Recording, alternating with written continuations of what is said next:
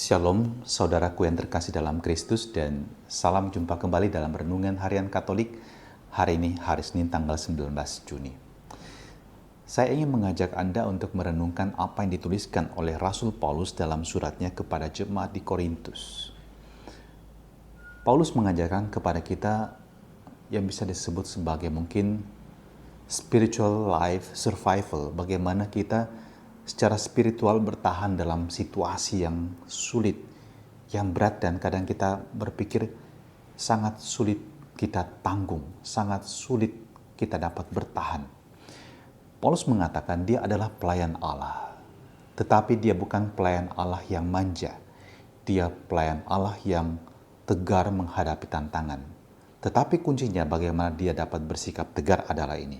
Kata Paulus, kami ini pelayan Allah, yaitu dalam menahan dengan penuh kesabaran segala penderitaan, kesesakan, dan kesukaran, dalam menanggung dera, dalam penjara dan kerusuhan, dalam berpayah-payah. Kunci pertama bagi Paulus adalah bersabar. Ya, kalau kita menghadapi situasi yang sulit dan kita menanggapinya dengan emosi yang tinggi, atau kita menjadi sangat agresif, seringkali yang terjadi adalah emosi kita menghancurkan diri kita. Atau sebaliknya, kita menarik diri, kita kemudian tenggelam, larut dalam kesedihan kita. Itu tidak menghasilkan apa-apa. Paulus menghadapinya dengan kesabaran. Artinya, jalani dan tetap bersabar, menanggung apapun juga yang menjadi konsekuensi dari apa yang kita jalani tersebut. Dan kemudian Paulus mengatakan juga ini, dalam kemurnian hati, pengetahuan, kesabaran dan kemurahan hati, dalam Roh Kudus dan kasih yang tidak munafik. Hati yang murni berarti apa? Kita tahu yang kita lakukan itu adalah benar dan baik. Pengetahuan, ya, pengetahuan itu sangat penting. Kita tidak bertindak gegabah, ceroboh. Kita tidak hanya mengikuti insting kita saja. Kita berpikir, kita punya nalar. Dan kemurahan hati. Saudaraku terkasih, mungkin ini prinsip yang bagi kita sulit. Bagaimana saya bermurah hati dalam kondisi yang sulit? Bagaimana saya bermurah hati berhadapan dengan orang yang membenci saya? Bermurah hati di sini adalah bahwa Anda tetap memberikan kesempatan juga kepada orang lain untuk mengalami perubahan dan pertobatan dalam dirinya. Dan itu yang dibuat oleh Paulus juga dalam karyanya. Paulus juga tahu menegur. Paulus juga tahu bagaimana dia mengingatkan dengan keras sekalipun. Tapi juga Paulus tetap membiarkan Roh Kudus bekerja di dalam dirinya dan dalam diri orang lain yang menerima pewartaannya. Dan karena itu, kekuatan yang dimiliki oleh Paulus yang ketiga adalah juga Roh Kudus. Dia punya Allah.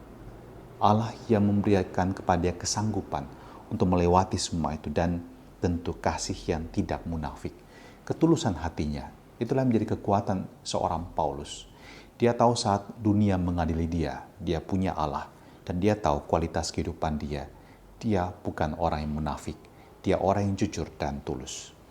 Dan demikianlah Paulus kemudian menyadari bahwa dalam segala kelemahannya pun, dalam segala deritanya, dia menjadi berkat. Dan ini kata-kata Paulus.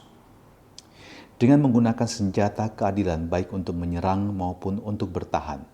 Ketika dihormati atau dihina. Ketika diumpat atau dipuji, ketika dianggap sebagai penipu namun terpercaya. Lihat, orang bisa menilai Anda negatif, tapi banyak orang akan melihat sebaliknya.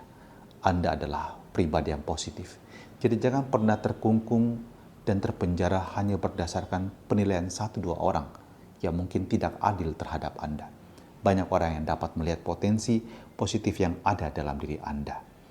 Sebagai orang yang tidak dikenal namun terkenal, sebagai orang yang nyaris mati namun tetap hidup, sebagai orang yang dihajar namun tidak mati, sebagai orang yang berduka cita namun senantiasa bersuka cita, sebagai orang miskin namun memperkaya banyak orang, sebagai orang yang tak bermilik padahal kami memiliki segala sesuatu. Paulus memiliki sikap positive thinking yang luar biasa, dan dia melihat bagaimana di balik semua peristiwa kehidupan yang dia jalani, di sana berkat Allah berlimpah untuk dirinya, tapi juga berlimpah untuk orang lain. Dia dianggap miskin tapi dia kaya. Dia memberikan kepada orang lain apa yang dimilikinya. Dia memberkati sesama. Maka saudaraku, kita bersyukur Paulus memberikan kepada kita spiritual life survival untuk kita. Mari kita bertahan, berjuang dalam hidup kita dengan kekuatan spiritual yang kita miliki. Sabda Allah telah diwartakan kepada kita dan semoga terpenuhilah dalam hidup kita masing-masing, dalam nama Bapa dan Putra dan Roh Kudus. Amin.